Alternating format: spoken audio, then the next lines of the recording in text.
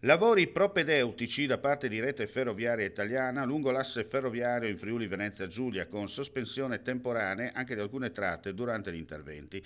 Nel dettaglio, sulla linea Udine-Trieste i lavori iniziati a dicembre 2023. La conclusione del lotto è prevista per settembre 2024.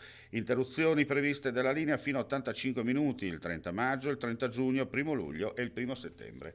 Per quanto riguarda la Udine-Venezia, le zone di intervento sono due, nel tratto Casarsa-Pordenone e Casarsa-Sacile.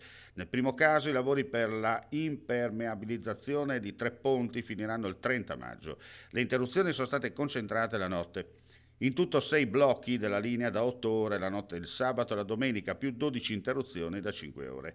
Il secondo intervento riguarda la manutenzione straordinaria dell'infrastruttura a Casarsa, Sacile e Pordenone. Il cantiere inizierà a settembre e andrà avanti fino a dicembre. 75 le interruzioni di stazione da 5 ore e di linea di 4 ore e mezza. Infine la Udine Tarvisio subirà i maggiori disagi. Dal 10 giugno al 4 ottobre sono previste 20 interruzioni di binario, precisamente dal 10 al 28 giugno, dal 30 settembre al 4 ottobre.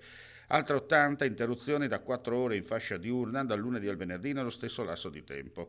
E dal 12 al 27 luglio è prevista la chiusura totale della linea per 15 giorni. Infine, dal 28 ottobre al 30 novembre, 2 interruzioni di binario da 51 ore sabato, domenica e lunedì, più 6 interruzioni diurne della linea da 3 ore. Nel periodo di sospensione delle tratte saranno attivati i bus sostitutivi.